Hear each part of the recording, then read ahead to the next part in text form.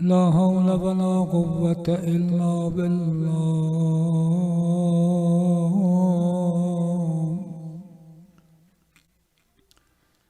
العلي العظيم.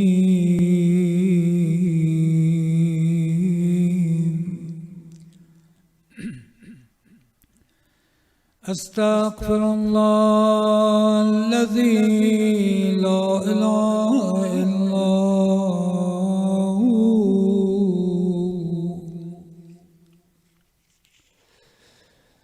الحي القيوم الرحمن الرحيم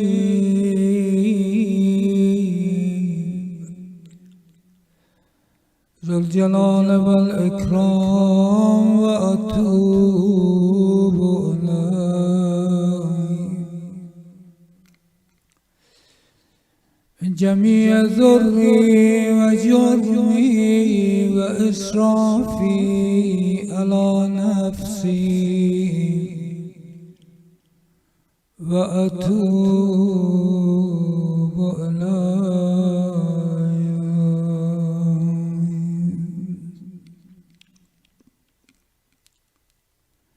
ای کشته ای که بهر تو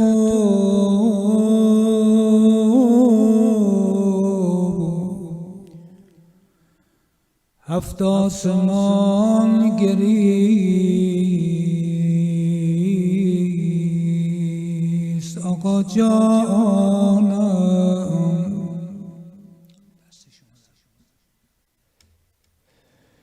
ای کشته ای که بهر تو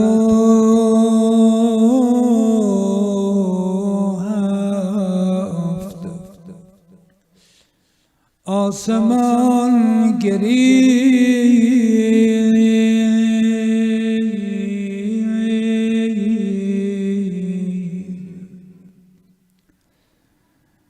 در ماتم تو دیده کون و مکان گریست.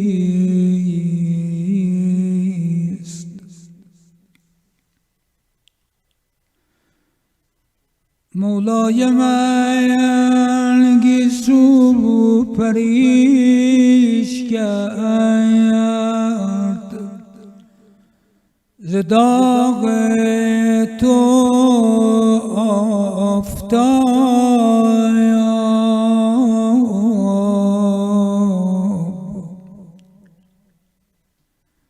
در سوگواری تو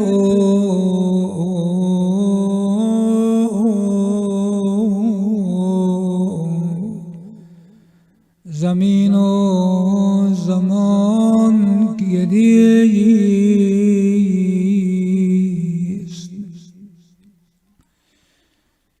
السلام علیک یا ابا عبدالله، السلام علیک یا ابن رسول الله، السلام عليك يا ابن أمير المؤمنين وابن سيد الوسيل، السلام عليك يا ابن فاطمة سيدة نساء العالمين، السلام عليك يا ثار الله وابن ثاره والبتر الموتود، السلام عليك وعلى الأرواح التي حلت بفنائك، عليكم مني جميعا سلام الله أبدا ما بقيت وبقي الليل والنهار. يا أبا عبد الله، يا أبا عبد الله، لقد أظمت الرزية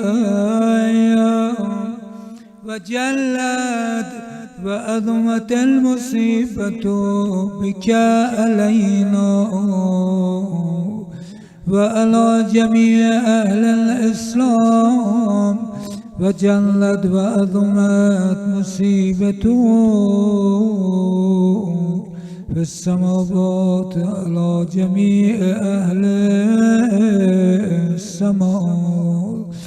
فلعن الله أمة أسست أساس الظلم بالجور عليكم أهل البيت.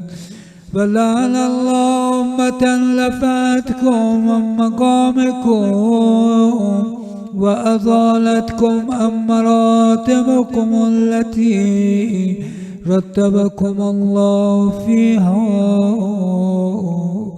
ولعن الله أمة قتلتكم، ولعن الله الممهدين لهم بالتمكين من قتالكم. برئت إلى الله وإليكم منهم ومن أشيائهم وأتباعهم وأوليائهم. يا أبا عبد الله يا قجاء، يا أبا عبد الله إني سلم لمن سالمكم وهرب لمن هرمكم إلى يوم القيامة.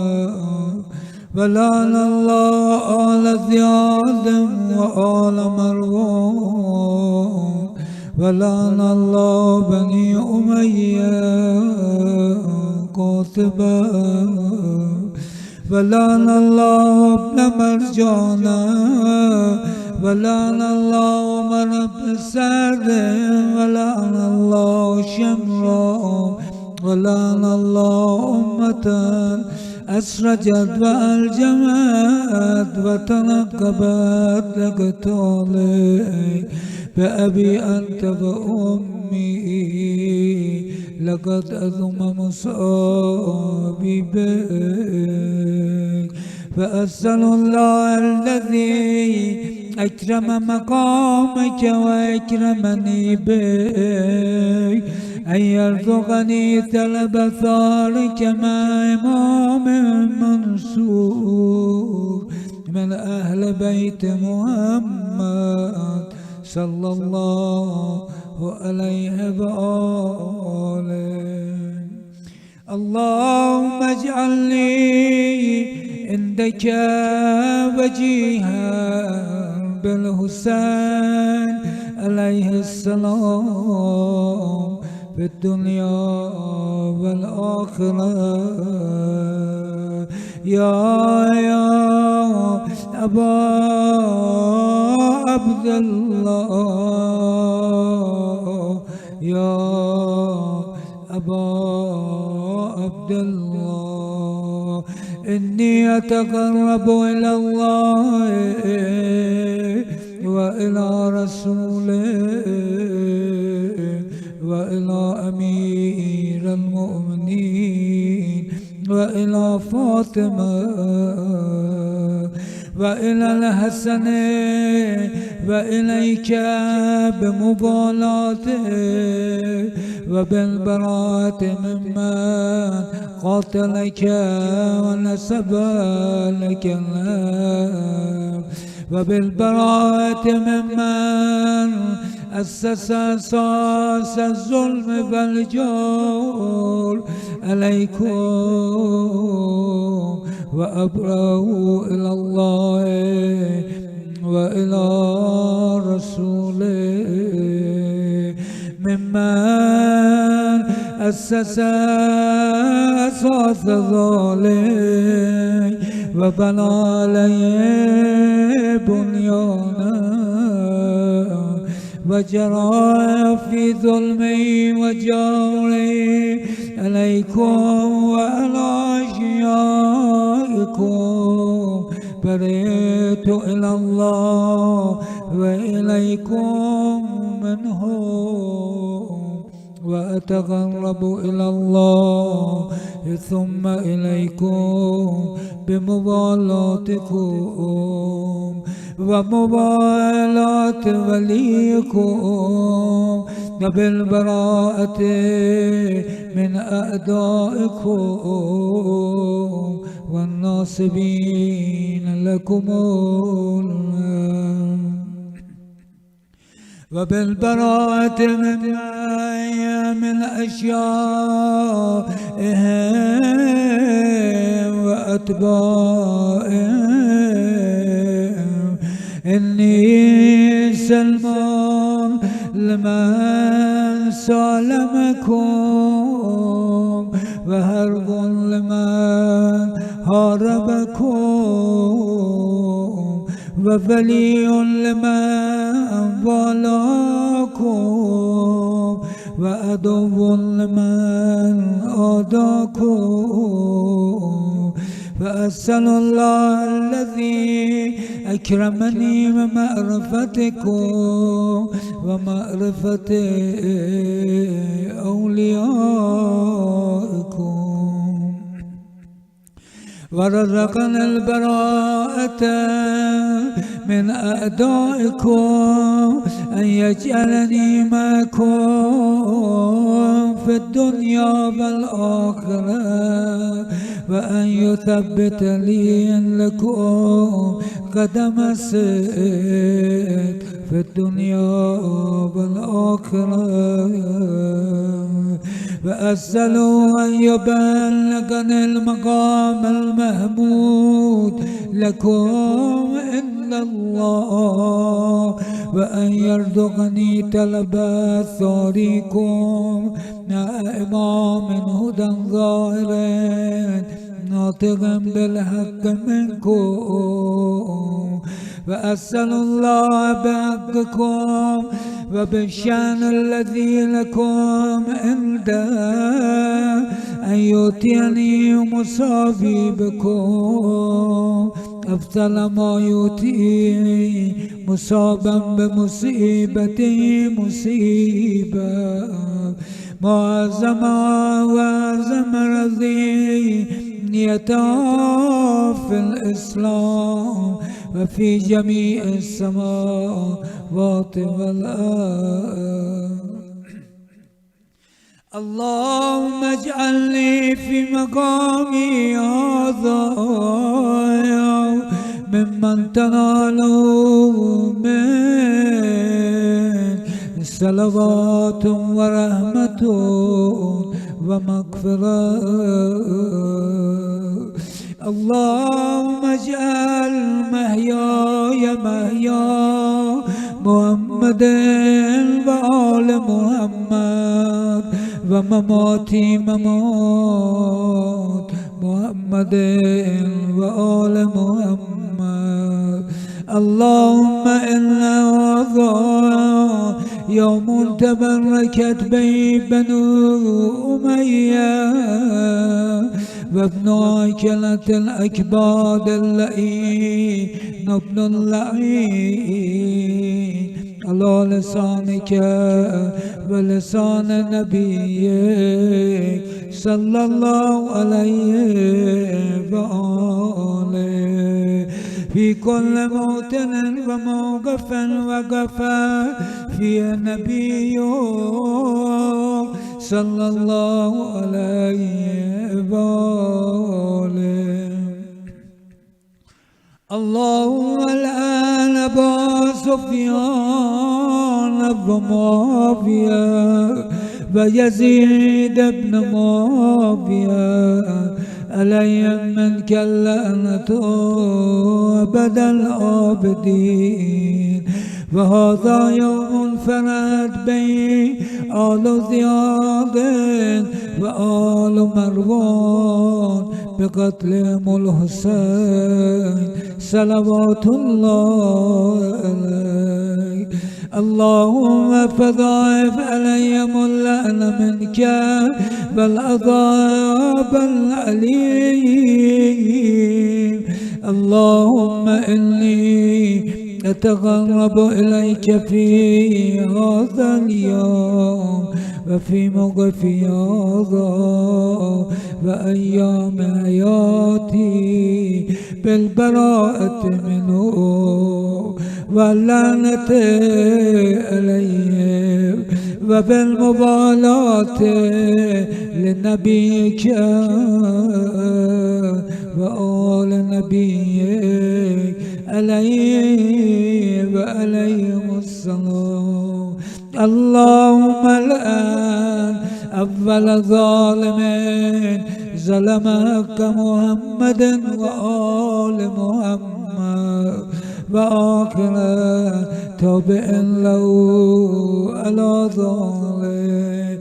اللهم العن الأصحابة التي جادت الحسين وشايعت وبايعت وتابعت على قتله.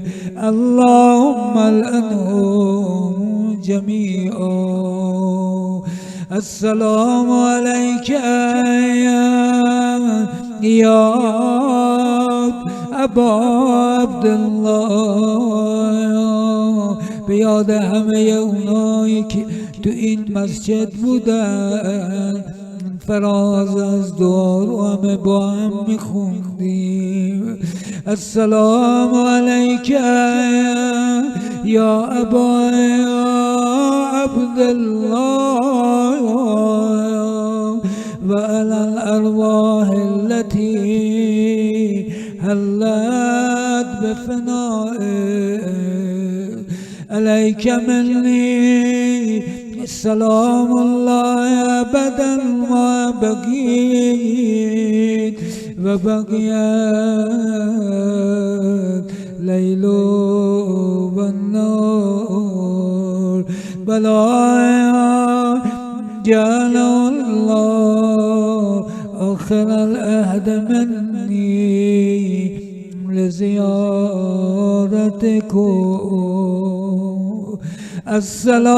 السلام على الحسين وعلى علي ابن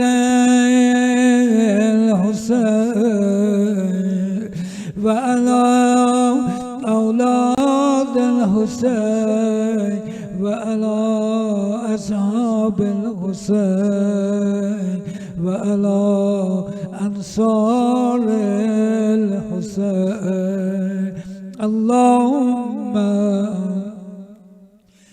اللهم خص أنت أول ظالم بالله مني وابدأ بي أولا ثم الثاني والثالث والرابع.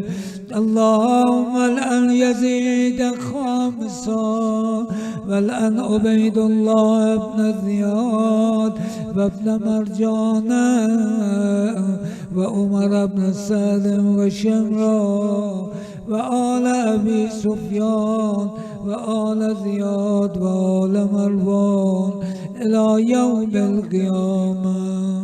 سجد. اللهم لك الحمد حمد الشاكرين لك المصابر. الحمد لله على عظيم رزيتي. اللهم ارزقني شفاعة الحسين يوم الورود وثبت لي قدم الصدق عندك مع الحسين وأصحاب الحسين الذين بذلوا معزهم دون الحسين عليه السلام ورحمة الله وبرکاته.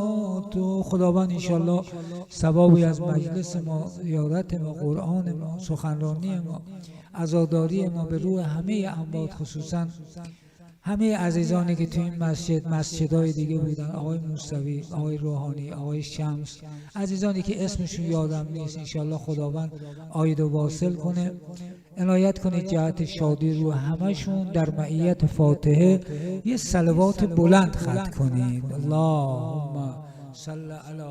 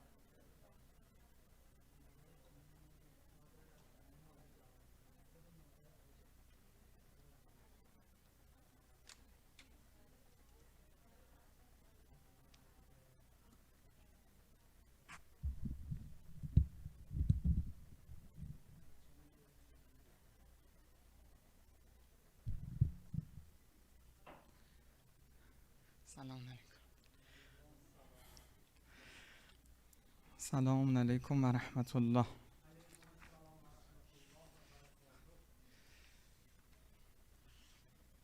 آقا سمی اکوی اینو روشن میکنی اگه اونجا هستیم؟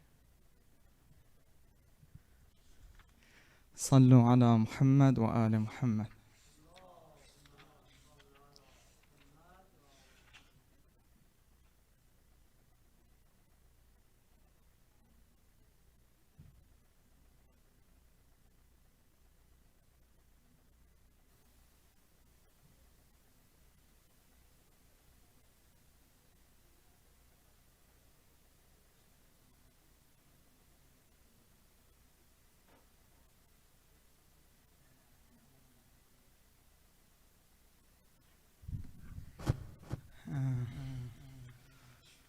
انشاءالله.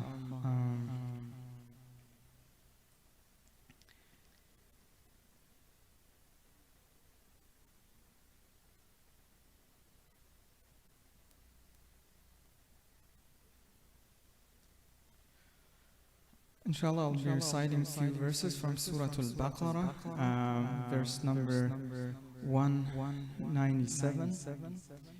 That is page 31, صفحه 31 آیه 197 سوره مبارکه بقره. یه صلوات دیگه بفرستید.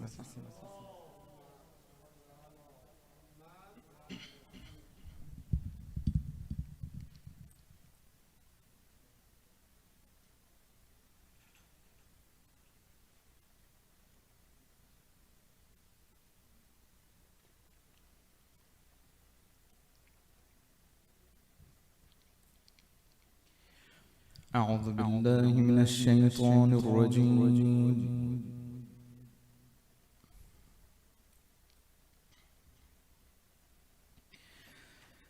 بسم الله الرحمن الرحيم.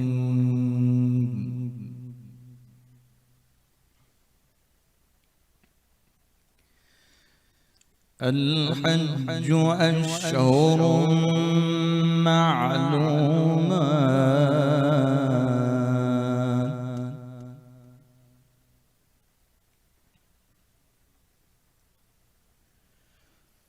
فمن فرض فيهن الحج فلا رفث ولا فسوق ولا جدال في الحج،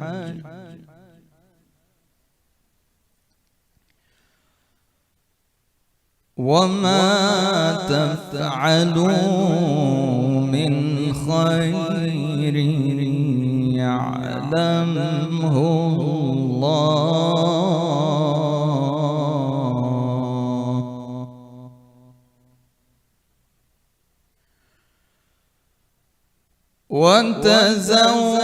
وتزودوا فإن خير الزاد التقوى،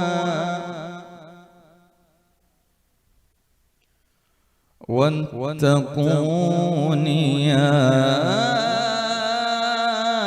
أولي الألباب.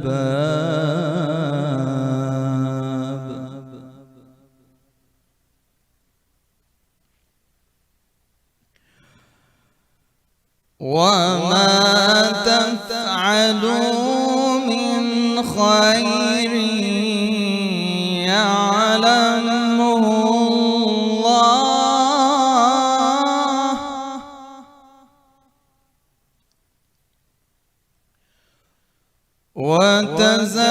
وتزودوا فإن خير الزاد التقوى، واتقون يا أولي الألباب.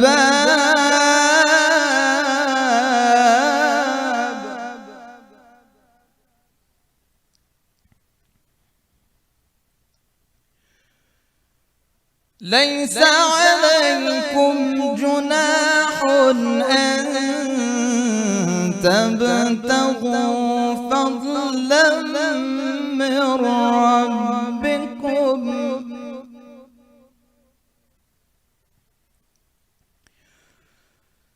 فإذا أفضتم من عرفات فاذكروا الله،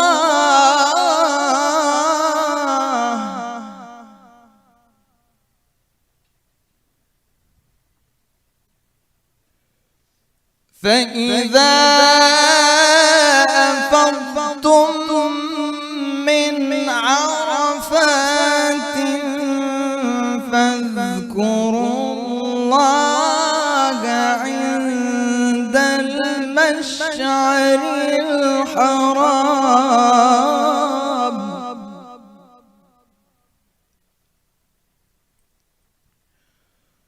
واذكروا كما هداكم وإن كنتم من قبله لمن الضالين.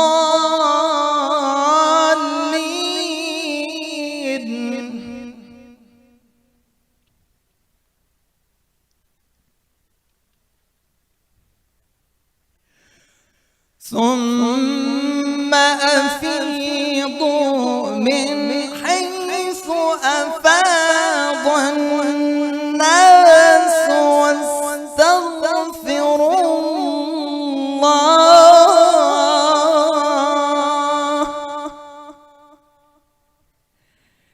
إن الله غفور رحيم.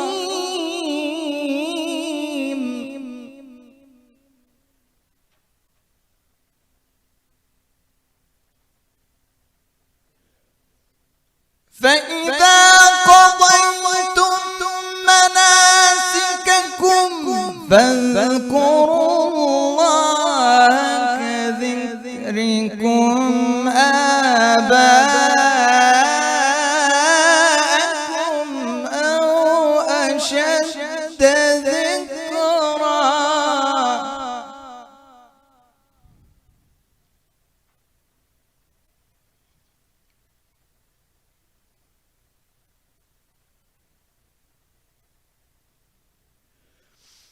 فإذا قضيتم مناسككم فاذكروا الله كذكركم آباءكم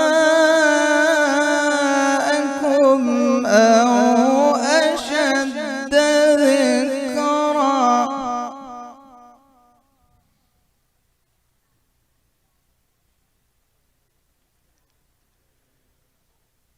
فمن الناس من يقول ربنا آتنا في الدنيا وما له في الآخرة من خلاق.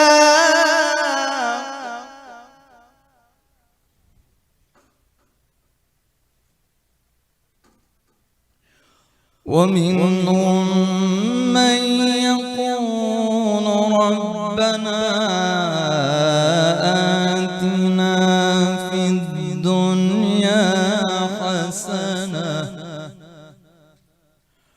وفي الآخرة حسنة وقنا عذاب النار.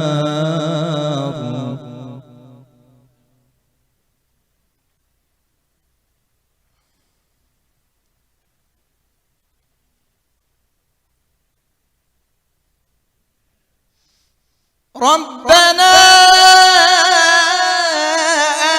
آتنا في الدنيا حسنة وفي الآخرة حسنة وقنا عذاب النار.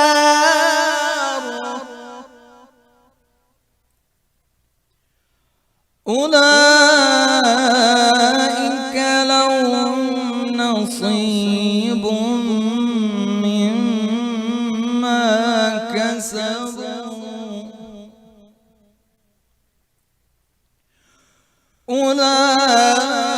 أولئك لهم نصيب مما كسبوا والله سريع الحساب. صدق الله العلي العظيم.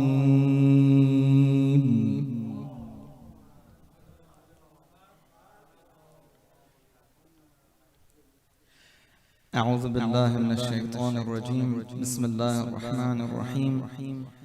والصلاة والسلام على سيدنا ونبينا محمد وآله الطاهرين.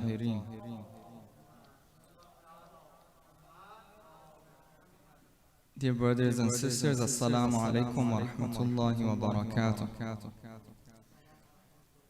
Tonight we are commemorating the martyrdom of our ninth Imam, Imam Muhammad ibn Ali ibn Rida al-Taqi al-Jawad alayhi salam, our condolences to the Imam of our time, Ajalallah Ta'ala Farj Sharif, and all of you mu'mineen and mu'minat. For the honor of Imam Jawad alayhi salam, please recite another salawat ala Muhammad wa ali Muhammad.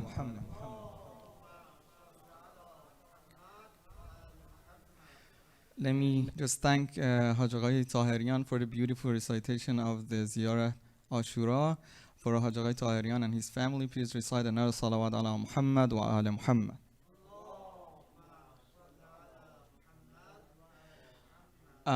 We just received some notifications regarding the moon sighting of the month of Dhul Hajjah. Looks like tomorrow will be the first of the month of Dhul Hajjah. So I think we'll have some programs. I'm not sure about it yet. Maybe for Eid, not here, probably a Masjid Rasul, maybe like the other years. So stay tuned for those. I don't know if we'll have anything for the day of Arafah, but just for your information, I think the day of Eid will be on Tuesday. That will be 20th of July. So the day of Arafah will be on Monday, 19th of July. And then there are a couple of other occasions. Eid al-Ghadir will be on July 25th. I'm sorry, no, that will be July 28th. I think some of the other centers probably will be collaborating with them as well. They're organizing some other events and picnics and other things. So stay tuned. Inshallah, month of Dhul Hajjah will bring a lot of blessings and beautiful events to bring the community together again for the Salat al-Eid and other programs, inshallah. So just giving you the notice, stay tuned for all of those programs as well. We'll continue to have the in-person programs here, and we'll try to hold celebrations for the Eid al-Adha, Eid al-Qurban, and also the Eid al-Ghadir, inshallah. So without any further delay, let's invite our respected beloved scholar Hujjatul Islam wal Muslimin Sheikh Ahmad Modarres with your loudest salawat ala Muhammad wa ali Muhammad.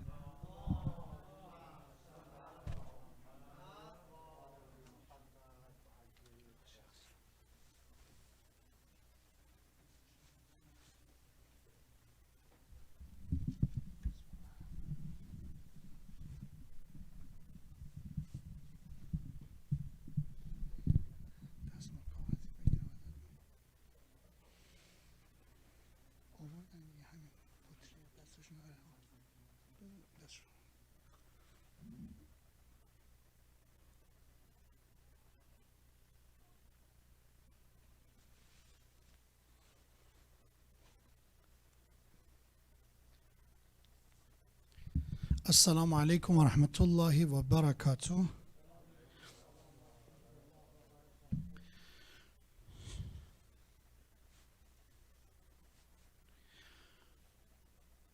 أعوذ بالله من الشيطان اللعين الرجيم.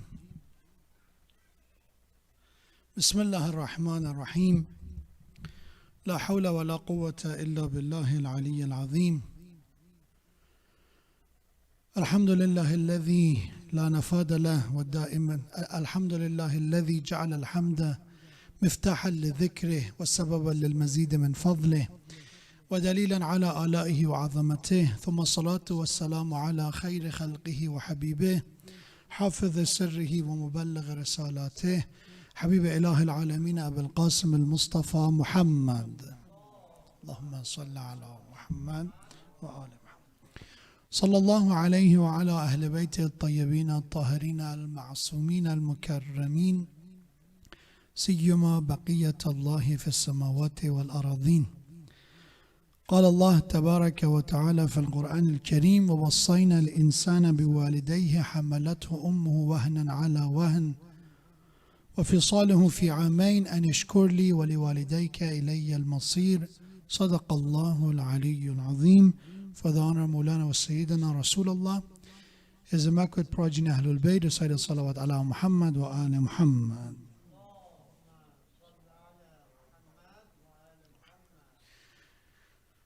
My condolences on the anniversary of the martyrdom of our 9th Imam, Imam Muhammad al-Taqi al-Jawad alayhi salam. An Imam that his short life, which 25 years is not enough to call somebody who even did not reach his middle age due to injustice and the tyranny of the enemies who martyred his father Imam Jawad alayhi salam and continued same limitation and ultimately suppression of his light and his voice during the time of the Abbasi caliphs after Shahadat of our 8th Imam, to a degree that even he was not safe in his own house. That daughter of Ma'mun was a spy living in the house of Imam Jawad alayhi salam. And eventually she was tempted by her own family to poison her husband Imam Jawad alayhi salam, because she did not have any children from Imam Jawad alayhi salam, and Imam had other children from a different wife. And that jealousy eventually, in addition to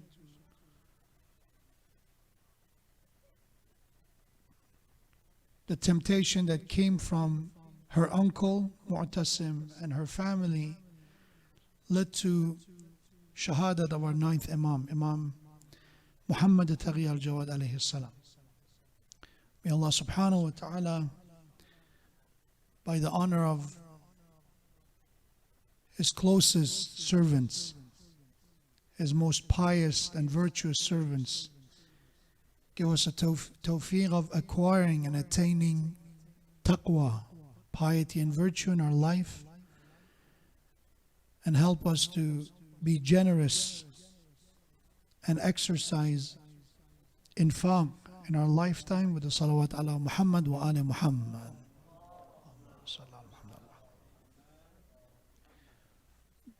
The topic that we started last week was on the concept of tarbiyah, which is ultimately about upbringing, raising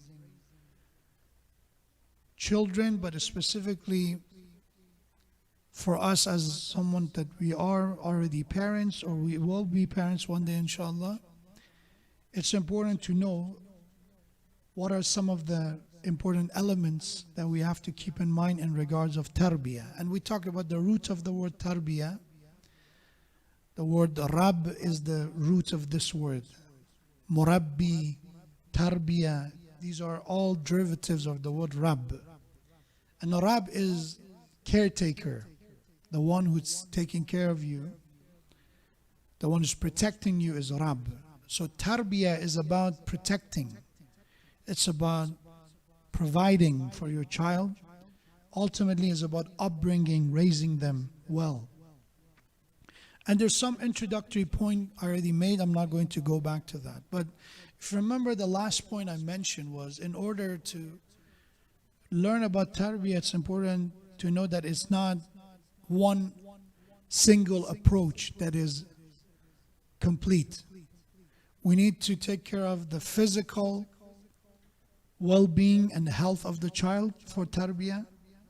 We need to take care of their emotional well-being, and of course we come to the spiritual well-being.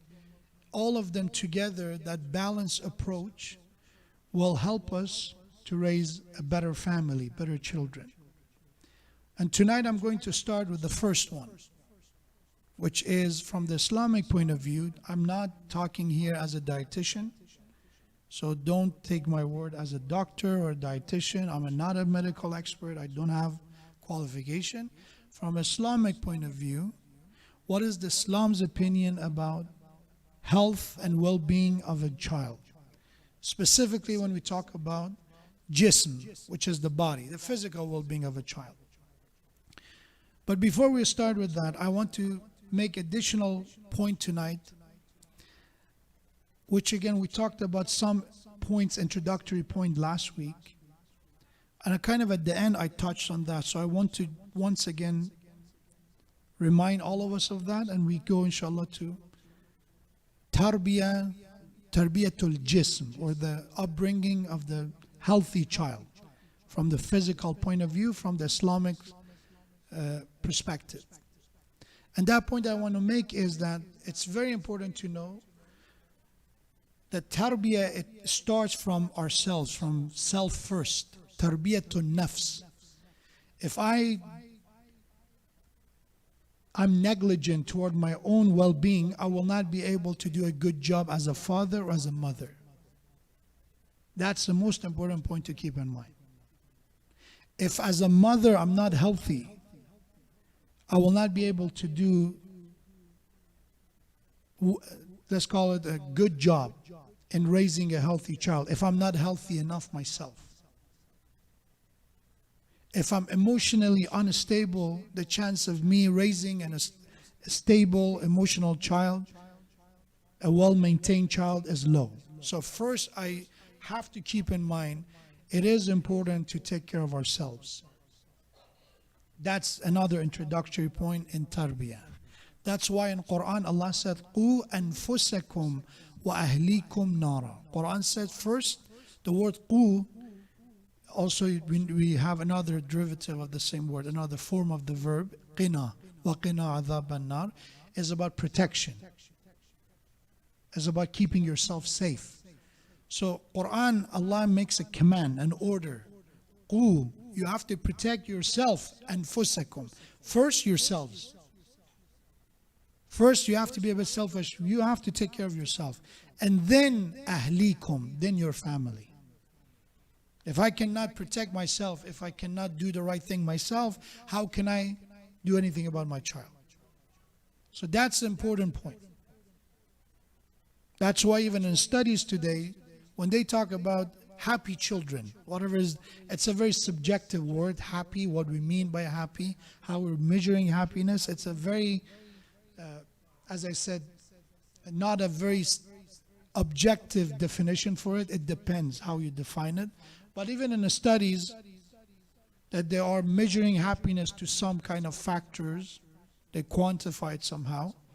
They're saying that parents who are happy themselves, they're better capable of raising happy children.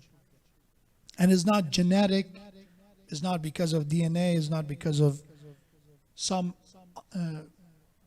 biological reason that we have no control over. It's not because of that. If parents are happy themselves, genuinely happy, the chance of them raising happy children are higher. Makes sense. Makes sense. Even in Tawheed, when we talk about monotheism, we believe that because as a creation of God, we have intelligence, we have knowledge, we have mercy, we have power and strength, we have all these qualities. The one who created us must have these qualities. Otherwise, Allah would not be able to give something that He Himself is free of, or He's avoiding that Himself. So a merciful God is capable of giving mercy. An intelligent and powerful and knowledgeable Creator is capable of giving it to the creation. And it's a very straightforward concept in philosophy. So the same thing is also about tarbiyah. If parents, they are unfortunately lacking in one of those skills that we talked about, they will not be able to bless their child. They will not be able to transfer those skills to their children if they don't have it themselves. So when we talk about tarbiyah, keep that in mind. That's why in tradition, it's mentioned that if you truly care about your child, you have to start thinking about your child when you're getting married. When you're choosing your spouse, the spouse selection, it matters. Because you're choosing a wife or husband, and also you're choosing the father of your child, your future child, the mother of your future child. Because you are half of the equation. If you are the best father in the world, the other part is from the mother. If you're the best mother in the world, the other part is the father. So you have to keep that in mind. It's kind of a very futuristic consideration, but you should. But now again, you decided you have the child, and you keep in mind that this is a personal endeavor, and I have to take care of myself as well. Now we come to the physical well-being of a child. In Islam, the word we refer to well-being of the body and jism, there are two words that we use usually. One is sihha. Sihha is also in other language, they kind of use it from Arabic term. It's about well-being, is about health. Another word that we are also familiar with is afiyah. Afiyah is vague, and it could be about not only physical well-being, it could be about other aspects of our lives. But sihhatul jism specifically, is about well-being of the body. And it's important because even in our prayers, we ask Allah for a healthy body and jism. In dua, Abu Hamza Thumali, from Imam Zain al-Abidin alayhi salam, we're asking Allah for certain things. Allahumma a'atini, oh Allah, bless me, honor me with sa'atan fil rizq, extend my provision. These blessings that I have, the bounties of you, expand them for me, increase them for me. Wa sihhatan fil jism, and Allah give me in my body health and well-being. Salamat is another word. So we see that salamat and health is very important, that we are asking Allah for it, and Imams are asking for it. So it shows that it's so critical to have a healthy body. When you look at Quran, there's an ayah, وَلَا تَنْسَ نَصِيبَكَ مِنَ الدُّنْيَا. Quran said, don't forget your share of this dunya. Dunya is not all evil, it's not all good. It depends. It's a neutral blessing. Depending how you're going to utilize it, how you're going to use it, it could become very, very good, become a reason of salvation. Again, depending on the purpose and the methodology and the ultimate reason of how we use and acquire dunya, could be the reason of our damnation. Depends. So it's neutral. Imam alayhi salam, you look at Nahjul Balagha, it talks about how worthless dunya is, how treacherous and at sometimes deceiving dunya could be, this life could be, the materialistic gain could be. But at the same time, in other tradition, we see they talk about this dunya to be a form, to be a blessing, to be one of the form of Allah's kindness and mercy to mankind. It depends. So the ayah said, don't forget your nasib, your share, what was given to you from this dunya. And then Imam Ali alayhi salam under this ayah to explain what nasib of dunya is. Right? What we talk about. Salamun alaykum. Let's recite a salawat. Thank you. Go ahead. I made a small rock collection. Thank you so much. I found in the garden. All of them for me? Yes, you can keep. Let me have one of them. Thank you. Thank you so much. Thank you so much. Let's recite another salawat. Allah Muhammad wa ala Muhammad.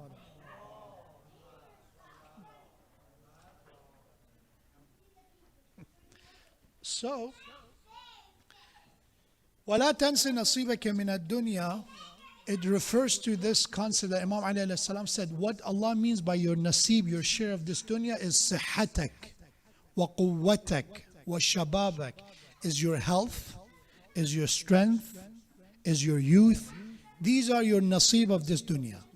These are what you can acquire from this dunya. So we cannot ignore it. These are something that we have to take care of and we have to appreciate, including your health, including your well-being and salamat. So, and at the same time, the hadith says, is by Prophet Muhammad sallallahu alaihi wasallam,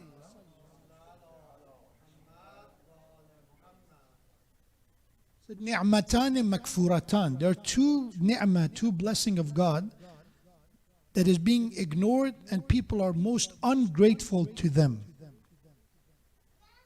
Kufran and ni'mat is when you're ungrateful. What are the twos? Rasulullah says, Prophet says, number one, as-sihha.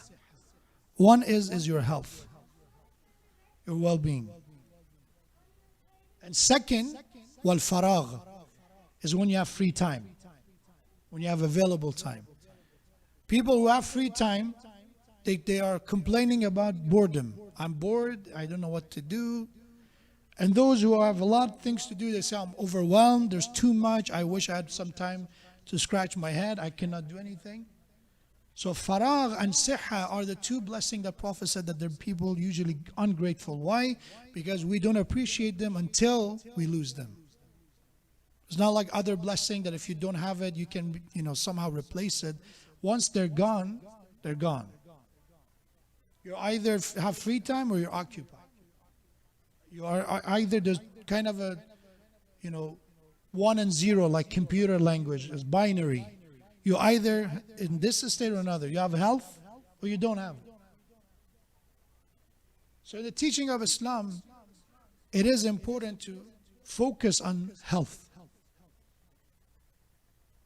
And one of the most obvious statement of the Prophet is that al-mu'min al-qawi ahabbu ila Allah min al-mu'min al-dha'if.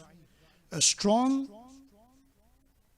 mu'min, believer, before God is better. Allah loves that strong mu'min better than a weak mu'min. So if you have two people who are believers, one of them is qawi, strong, and we're referring to physical strength as well. That person is most beloved to Allah than the weak one.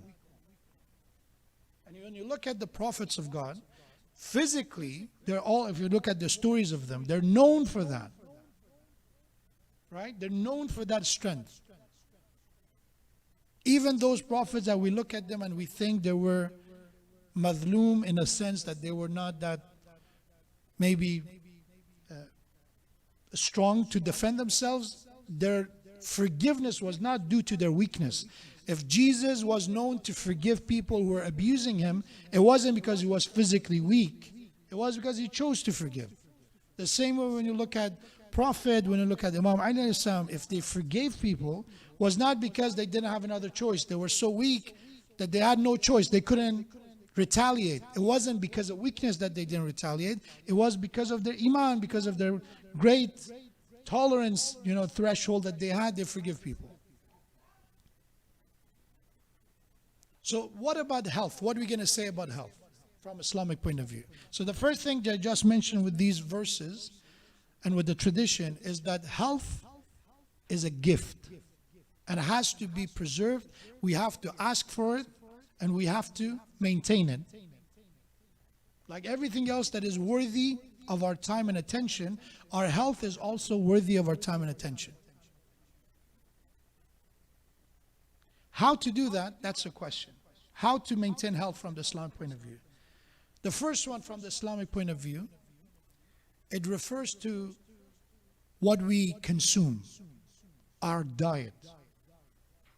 The famous verse in Quran is فَلْيَنْظُرِ الْإِنسَانِ إِلَىٰ طَعَامِهِ.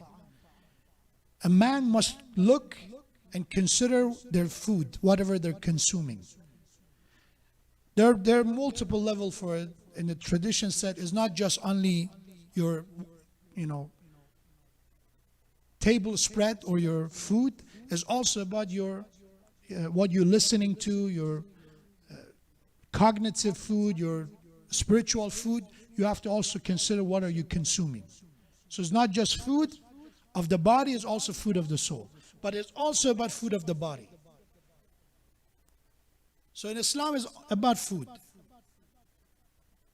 The tradition has been mentioned that we have to make sure we eat healthy. And we have that the stomach is the source of all diseases, is the center of all calamities. رأس كل داء. And that's why in Islam, imbalance in eating, if those who are overeating is being condemned in Islam, and those who are not eating enough and they are somehow starving themselves also being criticized. So that's why in Islam it's forbidden for people to fast 2 consecutive days. You cannot just fast today and don't eat anything in iftar and just go to the second day. It's forbidden. Allah said from this time to this time you fast at that time. It's recommended to do suhoor, it's recommended to do iftar in the right way. Avoid overeating, overconsumption, but you have to. So Islam is against both extreme. Again, going back to our last week, even in eating and diet, overeating, undereating, both is criticized. So Quran said you have to look at what you eat. Consider it. And then when you look at what Allah encourages people to eat in Quran and later on in tradition, is highly focused on vegetables and fruits. When Allah talks about the food of the heaven, the word that Allah uses is fawakih. Fawakih is plural of fruits. And then after fawakih, Allah mentioned meat. In this case, specifically white meat. وَلَحْمُ طَيْرٍ مِمَّا يَشْتَهُونَ. And in heaven, the heavenly food are fruits, and the white meat, in this case, whatever they desire. But the one we have that Allah refers to, Rumman, which is pomegranate. There are verses that Allah specifically talk about apple, talks about grapes. So there is an emphasis on that. And in tradition, again, as I said, not from a dietitian point of view, this is not a MD, perspective. We're talking from the tradition point of view. Islamically, it's important to eat healthy.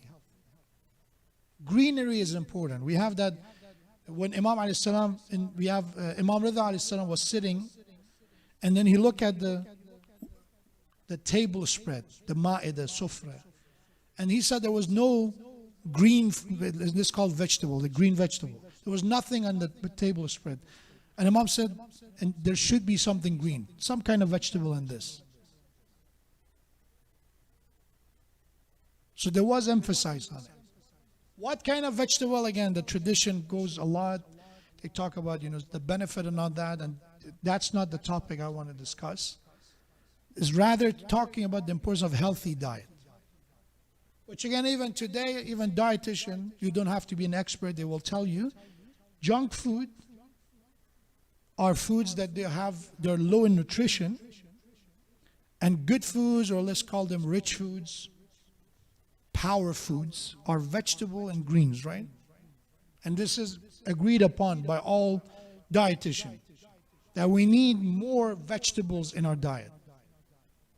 Especially since we have fast food, we have all these junk foods in our diet and our children's diet, right?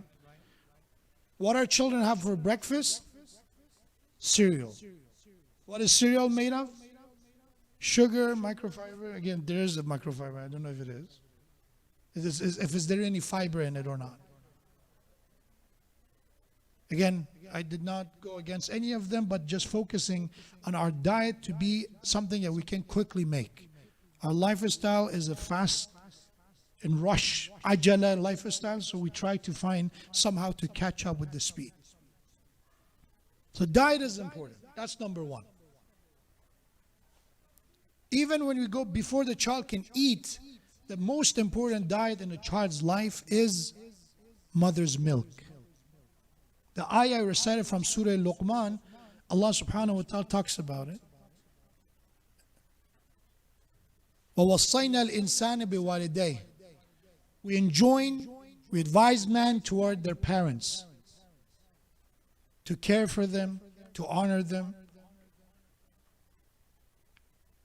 حَمَلَتْهُ أُمُّهُ وَهْنًا عَلَى وَهْنٍ. And then refers to the pregnancy time, that how difficult it was for a mother to carry the child. That causes weakness on the body, pressure on the mother, weakness upon weakness. It refers to an extreme challenge that pregnancy is for the mother. In this case, mother. And then Allah continued, وَفِصَالُهُ فِي عَامَيْنِ. And then nursing, weaning the child for 2 years. The Quran point of view is that nursing the child with the mother, specifically referring to the natural milk of the mother. Not the, baby formula and all that. Again, we're not talking from a doctor point of view. Please don't consider this a substitute for a doctor. Is Islam talking about the importance of something that mother can provide for the child? For 2 years, Islam says. That is also very important for the well-being of a child. There are some studies talking about the benefit of the mother and how nursing is beneficial to the child. I leave that to the expert to talk about it. I will focus on just the Islamic tradition that we have. The tradition from Prophet, from Imam Sadiq said that there is no food as nutritious, and the word that they use is barakah, blessing and barakah. No food has the barakah for a child equal to the mother's milk for the child, nursing of the mother to the child. What is the reward of a mother who is nursing a child? The hadith said if a mother nurses a child, is equivalent of freeing 70 slaves in the cause of Allah. It's so important that we have that the hadith narrated from Prophet, that when a mother is done with nursing the child, after basically the child moves on to food, that time Allah will say to the mother, the angels will say to the mother, go start like a new person. Like, we have when you go to Hajj, it's like kawaladatka ummuk, that you were just born from your mother. A mother, when is done with the nursing of the child, the angels say, you have a new beginning. You have a clean slate to start. That's the thawab and the reward of nursing the child. So these are the compensation that Allah makes. Even further than that, how important nursing of a child is. In Islam, we have tradition that a mother is permissible to nurse a child and do her salat and namaz at the same time. Somebody asked Imam alayhi salam, is it permissible for a mother, the child is crying, is it permissible that the mother who's in the middle of the salat to nurse the child? I said yes. As she's sitting in her tashahhud in the middle of the salat, she can pick up the baby and nurse the child. So diet of the child is important, specifically from the moment that is born. After nursing, again, vegetable and fruits. The second one, and again, I will have to continue more on this inshallah. The second one is about physical activity of the child. We call that sports, exercising, whatever you refer to it. As a child, it is important. That's also about the sihha, that's about the health of the child. What are some of the examples in Quran that the sihha and the well-being of a child has to be through exercise? Again, iPads, TVs, this stationary lifestyle did not help our children in any way. And if you look at the contemporary studies about raising children, they will tell you that watching too much TV, too much screen time is not good. So it's not just that Muslims or people who are very traditional, those who are not modern are saying it. No, even the most modern approach toward child upbringing and raising children, they will tell you that too much stationary position, sitting for a long time, watching a lot of stuff on screens is not good. It's not good for the child. On the other hand, physical activity is good for the child. How we have that Islam look at the physical activity? The tradition specifically focuses on importance of children playing, just going, engaging, playing games, competition, games, whatever it is. The tradition of the Prophet said, teach your children two things. One is swimming. It's highly recommended in Islam to teach your children swimming. Second is archery. These are the sports of the time. These were common. That has a lot of benefit. Even today, the benefits that there are for swimming, again, there's no need for me to repeat everything. But just encouraging your children to play. Physically keep them active. In Islam is highly recommended.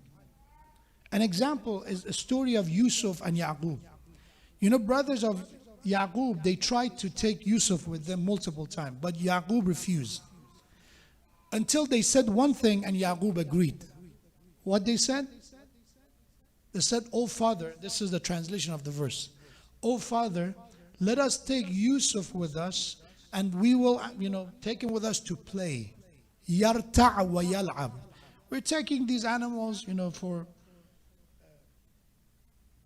grazing, and I will also take Yusuf with us. He will play, he will just run around. And Yaqub alayhi salam agreed. That's how important it is to let children play. Exercise, walk, run.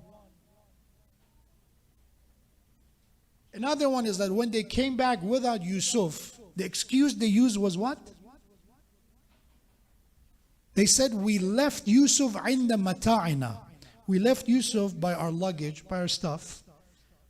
And nasbiq, we were competing, we were playing ourselves. We were older, so we were, some kind of competition going on between older brothers. That's how we were negligent of Yaqub, and the imaginary and made up wolf killed Yusuf. But that excuse, know that Yaqub alayhi salam is going to, they can make any lie. They already made a lie about a wolf eating Yaqub. But why they made a lie that we were doing competition or playing and all that? Because they know to their father, it's a good thing that you as young men, they are playing, you're competing, you're exercising, whatever you're doing, Yaqub, look at it as a positive thing. So in Islam, it's important to encourage your children. Even Yaqub alayhi salam would go to that extent. I will finish with one more example and leave, inshallah, the topic more. Prophet sallallahu alaihi wasallam, he walked into Rasulullah walked into Hazrat Fatima's house. It was nighttime. And this is what exactly the riwayah said. Prophet walked in, Imam Hassan and Imam Hussein were sitting. So Prophet told them, Hassan, Hussein, my beloved, wrestle each other. Wrestle each other. And they start wrestling. This is Prophet of God, and these are the master of the youth of paradise. And then Prophet became one of the audience, start cheering them. And he specifically was cheering Imam Hassan. Said, my son Hassan, go for it. Pick him up. There's wrestling, right? Defeat him, throw him on the ground. And then we have Hazrat Zahra walked in and saw that this scene that their grandpa is cheering, but only cheering one of them. So Hazrat Fatima said,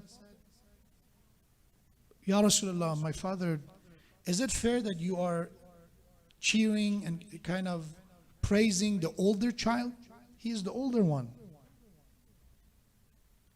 And Prophet said, my daughter, my beloved Fatima, do you want me to cheer Hussein when I can see Jibreel is the one cheering Hussein, as saying, Hussein, go for it. So I'm balancing it that way. It is a spiritual story, but there is that important part, which is about them being playful.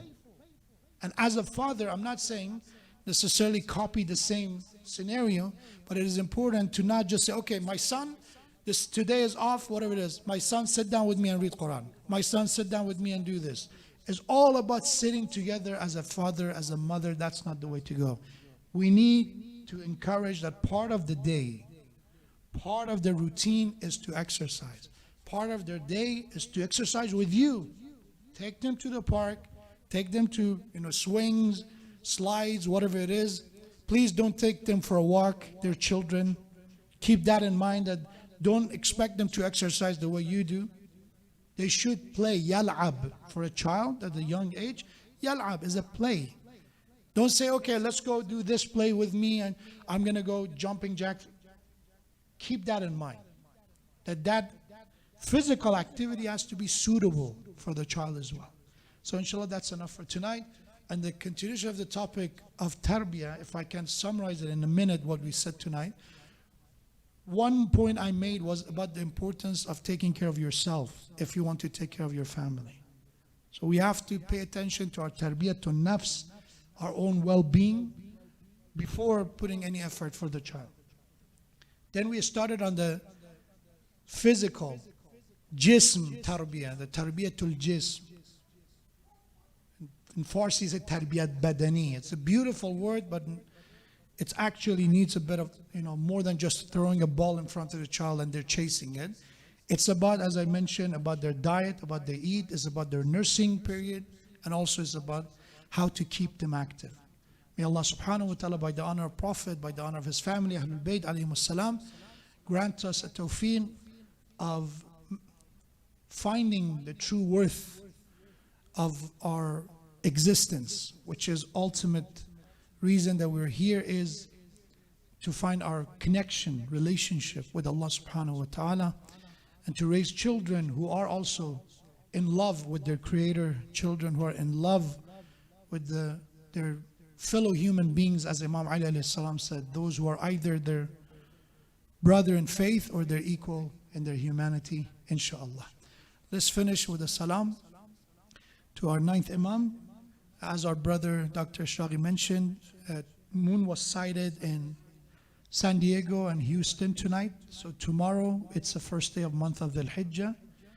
Eid al-Adha will be Tuesday of next week on July 20th. And inshallah, for programs, follow our emails and you will inshallah receive the latest updates about what programs we will have for Eid al-Adha, for Eid al-Ghadir. There are inshallah programs in planning that you will receive the notifications and receive inshallah the email, weekly email. So once again, if you want to get a day off for the day of Eid for your children, to make it a noticeable day of Eid, one way you can teach children that is Eid is to be with them, to celebrate with them. When you see children are so excited about holidays, they don't know the story behind what Christmas is about. They're children. They don't have the history. It's not that for them Eid is not important. One reason is because there is that vibe. Is a celebration vibe. People are happy. People are, staying at home. They have a breakfast together. So you make a difference with your presence next to your children. So alhamdulillah, Eid al-Adha is good that you have 10 days ahead of time notice to do your planning for. Eid al-Fitr is a bit difficult because of moon sighting. Sometimes, although sometimes even Eid al-Fitr, we know ahead of time what would be probably the day of Eid, as we knew this year about Eid al-Fitr. But Eid al-Adha, inshallah, will be on July 20th, Tuesday of next week. Keep us inshallah in your du'as. Let's say a salam to our 9th Imam, Imam Muhammad al-Taqi al-Jawad alayhi salam. And then after my salam, we will listen to respected brother Hajjai Tahirian for his inshallah lamentation and musibah. Bismillahir Rahmanir Rahim. Assalamu alayka ya Muhammad ibn Ali ayyuha at-taqiyul jawad ya ibn Rasulillah يا حجة الله على خلقه يا سيدنا ومولانا إنا توجهنا واستشفعنا وتوسلنا بك إلى الله وقدمناك بين يدي حاجاتنا يا وجيها عند الله اشفع لنا عند الله يا وجه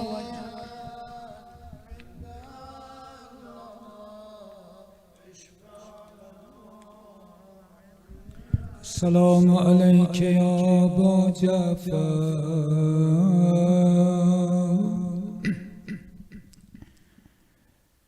يا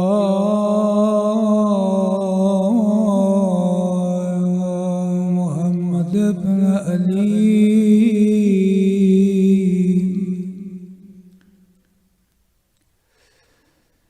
أيها التقي الجواد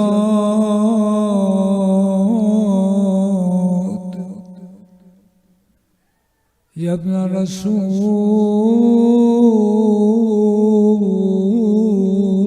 الله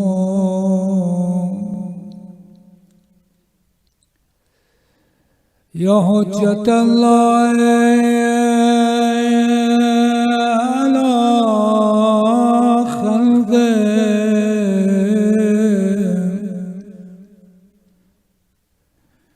يا سيدنا يا ومولانا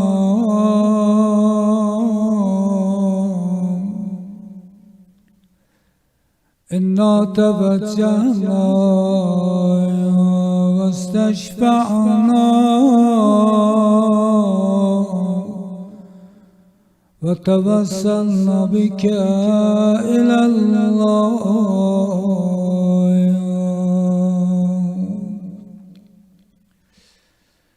وقدمناك بين يدي حاجاتنا آقا جانا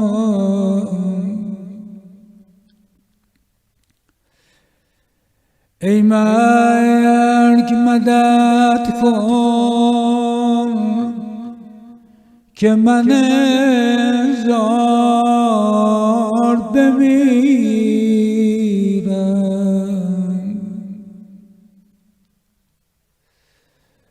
ای مرگ مدد کن که من زار بمیرم ای زر خلاصم کن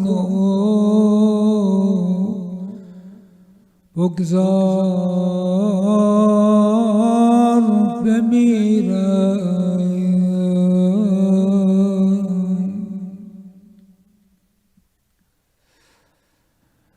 بگذار در این خانه که غم خانه من بود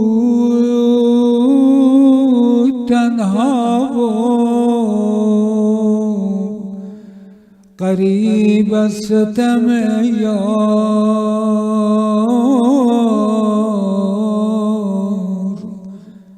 بمیرم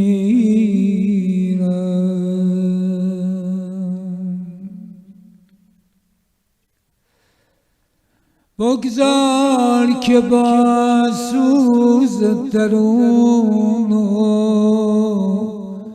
لب عطشان چه حالی داره امام جواد میگن اون ملعونه در حجره رو بست بعد از اینکه زهر به آقا داد کنیزا رو صدا زد گفت بیاین هله کنید صدا کنید کسی ناله های امام جواد رو متوجه نشه بگذار که با سوز درون لب عطشان یک بار زنم ناله و 100 بار بمیرم آقا امام رضا امشب شما هم عزادار امام جوادی مولای من بگذار که چون فاطمه هنگام جوانی آقا امام جواد فقط 25 سال از عمر مبارکشون گذشته بود عین مادرش فاطمه جوون از دنیا بگذار که چون فاطمه هنگام جوانی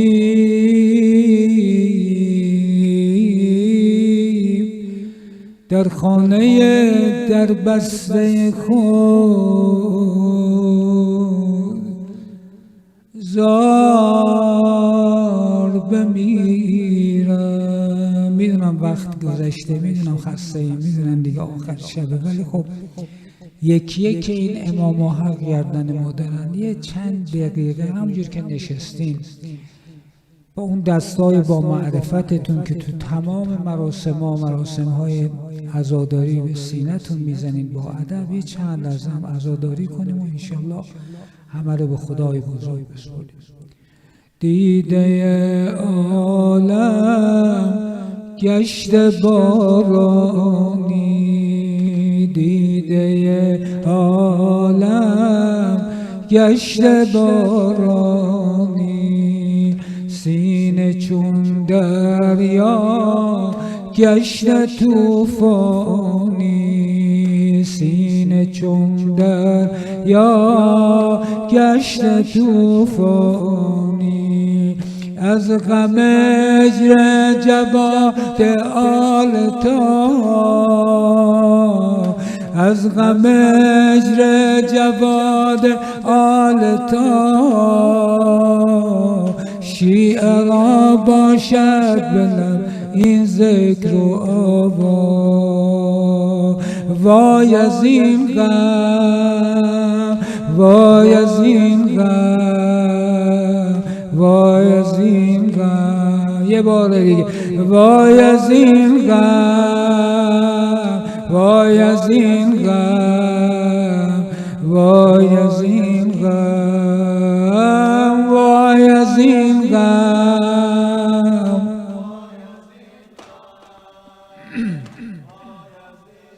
هجره مولا قتلگاهش شد، هجره مولا شد، از جفا نیلی روی ماهش شد، در بار زندگی چون گل خزان شد، قامت چون سرو آن مولا کمان شد، قامت چون سرو آن مولا کمان شد. وای از این غم، وای از این غم، وای از این غم، وای از این غم، وای از این غم. در دم آخر چون حسین عطشان، در دم آخر چون حسین عطشان، بی کس و تنها شد به حق مهمان، پیش چشمان جواد آمد هویدا، کربلا و قتلگاه و یاد مولا، کربلا و قتلگاه و یاد مولا. وای از این غم، وای از این غم، وای از این غم. صلی الله علیک یا مولا یا ابا عبدالله یا آقا جان امام جواد، شما جگر سود از شربتی که به شما دادم مولا، اما دلا بسوزه برای اون جگری که در گودال قتلگاه از تشنگی میسوزد.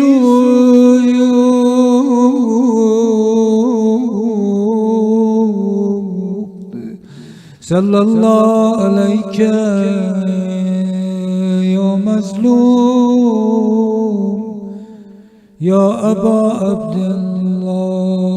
یه دست توسلی آقامون امام جواد، شفای همه مرضا، آمرزش اموات جمع حاضر، اونایی که توی این مسجد بودن با ما زمزمه می کردن. السلام علیک یا ابا جعفر یا محمد ابن علی ایها التقی الجواد یا ابن رسول الله یا حجت الله علی خلقه یا سیدنا و مولانا انا توجهنا و استشفعنا و توسلنا بك الى الله و قدمناك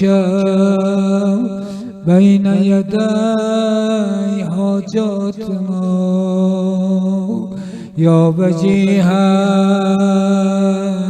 عند الله اشفع لنا عند الله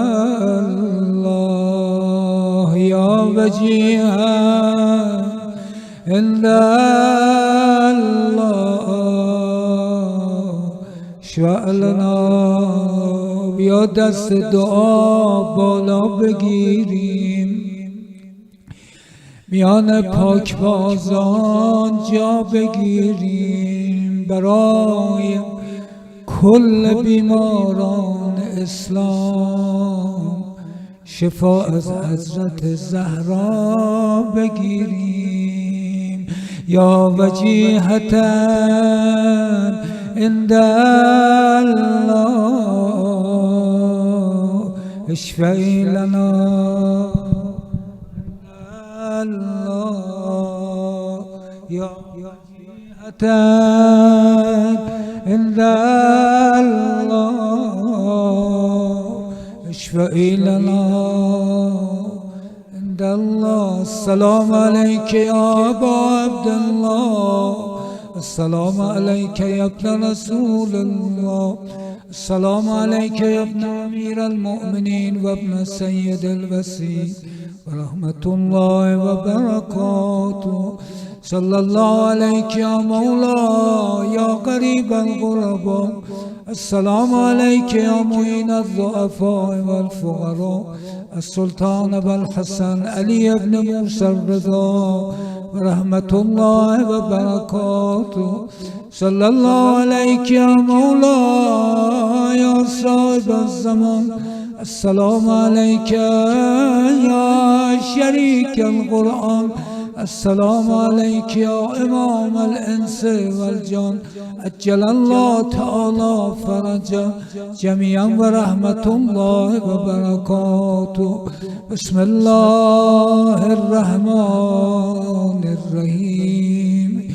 والعصر ان الانسان لفی خسر الا الذين آمنوا وعملوا الصالحات وتواصوا بالحق وتواصوا بالصبر. شادی رو همه انبار، پدر مادرمون، اموات جنازه، آقا موسوی، آقا روحانی، آقای شمس، همه عزیزان یادم نی، خدا شاهده بخوام یکی یکی نام ببرم، ولی خب این سه تا همه جلو چشم من.